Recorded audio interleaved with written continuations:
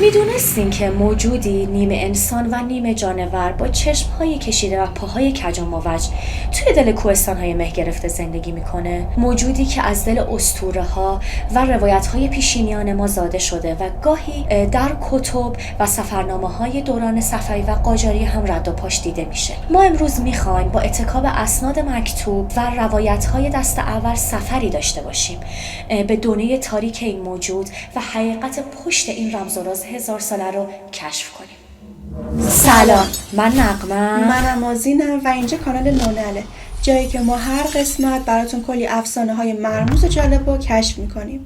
اما امروز میخوایم راجع به موجودی صحبت کنیم که فقط نیمی از اون انسانه. نسناس.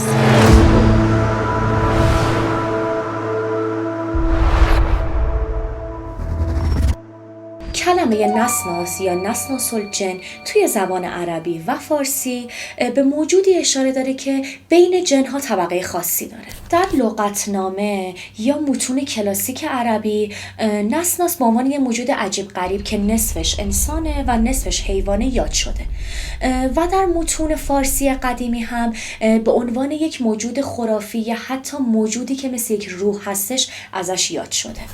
خب نغمه، همونطور که تو گفتی نسناس یه موجودیه که فقط نیمی از اون انسانه و انگار نیم دیگه‌شو از دست داده. توی کتاب عجایب المخلوقات و غرایب الموجودات که نوشته زکریای قزوینیه گفته شده که نسناس مخلوقی از نسل جنه و توی بیابون‌های یمن و جنوب عربستان زندگی می‌کرده. نسناس موجودی که فقط یه دونه چشم، یک دونه پا و یک دونه دست داره و با وجود اینکه فقط یه پا داره انقدر سریع میتونه حرکت بکنه که انگار داره پرواز میکنه. صدای اون نه شبیه انسانه و نه شبیه حیوان، انگار که یه باد داره توی شب سوت میکشه و توی بعضی از نسخه ها هم گفته شده که انگار این موجود به طور کلی دهن نداره و با ناله ها و زوزه های عجیبی با بقیه موجودات ارتباط برقرار میکنه.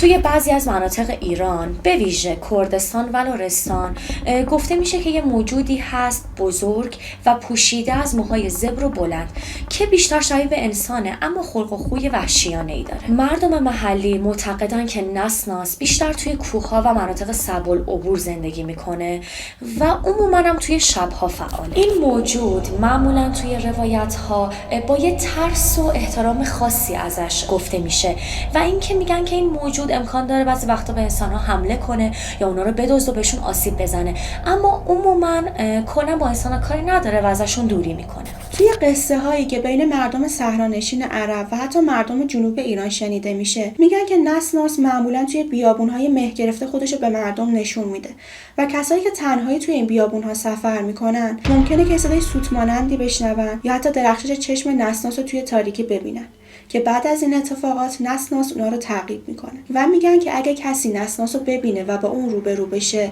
یا دیوونه میشه یا زبون خودش رو از دست میده. روایت دیگه‌ای هم هست که میگن یه بار یه چوپانی گوسفنداش از دستش فرار میکنه و این چوپان که میره دنبال گوسفنداش بگرده یه موجود ترسناک شبیه انسان رو میبینه که فقط یک پا داشته و با فاصله کمی از اون داشته توی تاریکی بالا و پایین میپریده و بعد از اینکه چوپان برمیگرده دیگه هیچ وقت نتونسته صحبت. آسین یه سری گزارش‌ها هست از مردم محلی که توی کوههای زاگرس زندگی میکنن که اونا میگن ما یه سری سایه‌ها میبینیم، یه صداهای عجیبی توی شب میشنویم که اونا رو به نسناس نسبت دادن. البته این شواهد قطعی نیستش، فقط همون یه سری گزارش‌های مردم محلی اونجاست که صرفاً در قالب داستانه. شاید نسناس آینه‌ایه که نیمه فراموش شده ما رو نشون میده، نیمه تاریکی که توی یه گوشه از ذهنمون اونو پنهانش کردیم و اگر که عقلمون رو بذاریم کنار و فقط بخوایم با ظاهر زندگی کنیم شبیه اون میشیم. خب بچه‌ها، ویدیوی امروزمون هم تموم شد. امیدواریم که خیلی دوستش داشته باشید. لایک و کامنت و سابسکرایب بدتون نره و زنگوله هم حتما فعال کنید که هر موقع براتون ویدیو گذاشتیم مطلع بشید. و اینم یادتون باشه که دوستتون داریم بچه‌ها. خدافظ. شاید نسناس تنها یک افسانه باشه یا شاید بازمونده‌ای فراموش شده، موجودی که نیمه کاره موند، چون انسان بودن تنها داشتن چشم و دست و پا نیست، بلکه روحی میخواد که بتونه آینه حقیقتمون باشه. اما نسناس آینه ترک خورده‌ای بود که هیچ وقت درست نشد.